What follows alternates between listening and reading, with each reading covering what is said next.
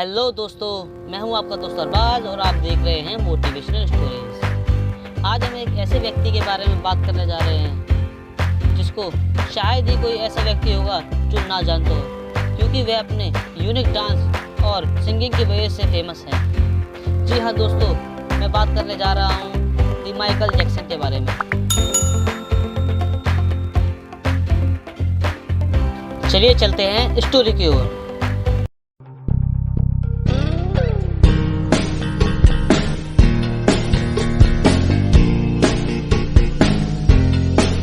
Michael Jackson एक ऐसी शख्सियत है जिनको इंट्रोडक्शन करने के लिए शब्द भी कम पड़ेंगे। शायद ही कोई ऐसा व्यक्ति होगा जो जैक्सन के बारे में ना जानता हो। म्यूजिक में पॉप को एक अलग लेवल तक पहुंचाने वाले जैक्सन एक सिंगर और एक डांसर भी थे। सन 29 अगस्त 1958 को एक क्रेन ऑपरेटर के घर जन्मे माइकल जैक्सन अपने भाई बहनों में 7वें नंबर पर थे।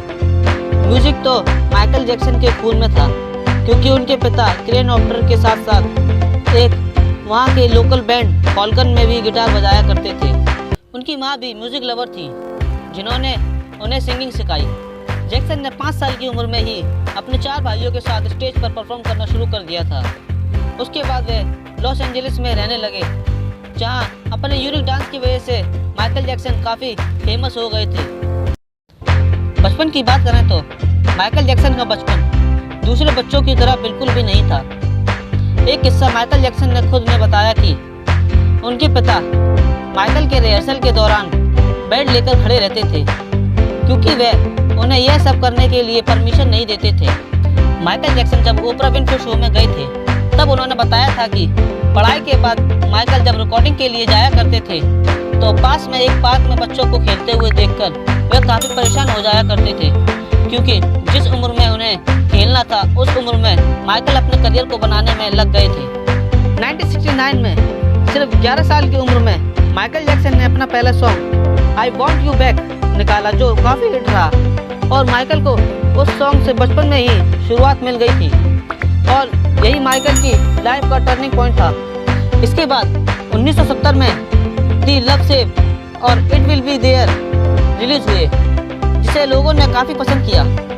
1975 में माइकल एपिक रिकॉर्ड्स से जुड़ गए और अपने बैंड का नाम जैक्सन 5 से बदलकर जैक्सन कर दिया। 1979 में माइकल की पहली solo album of the well I, जिसने पहले सारे रिकॉर्ड तोड़ दिए। दुनिया भर में उस एल्बम की 7 मिलियन से भी ज़्यादा कॉपीज बिकी और माइकल जैक्सन को किंग बनने की और भी करीब ले गई।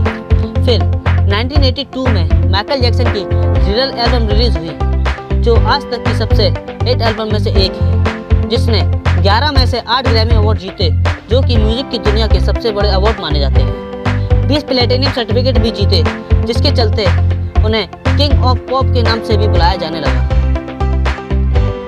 1991 में आई उनकी डेंजरस एल्बम उस साल की सबसे नंबर 1 एल्बम रही, जिसकी वर्ल्ड वाइड 20 मिलियन से भी ज़्यादा कॉपीज बिकी।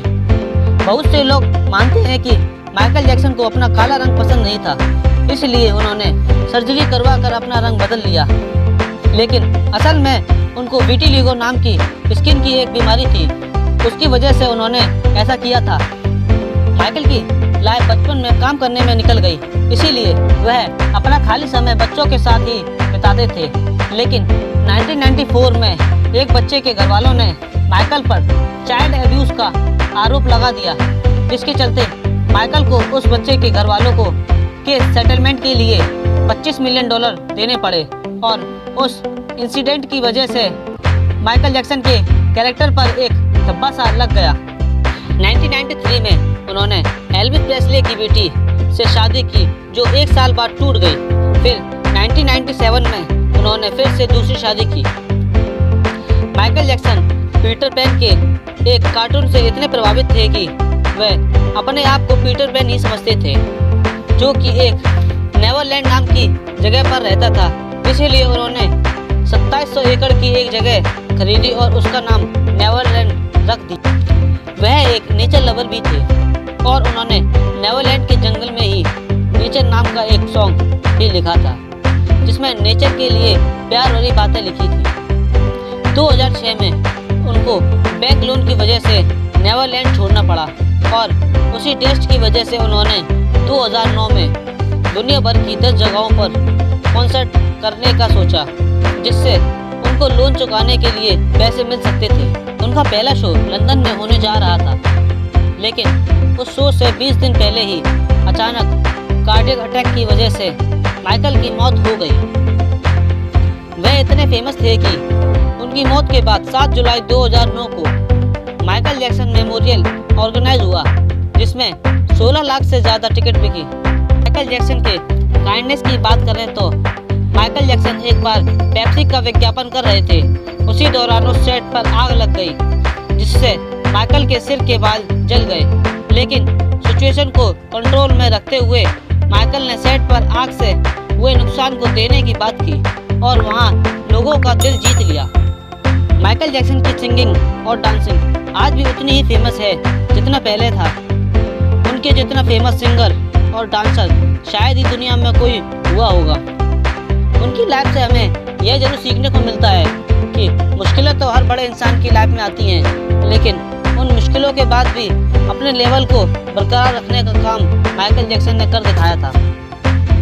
स्टोरी के लास्ट में माइकल जैक्सन कहते हैं, the greatest education in the world is watching the master at work, जिसका मतलब होता है कि दुनिया की सबसे बड़ी शिक्षा उस काम के स्वामी को उसे करते हुए देखना है।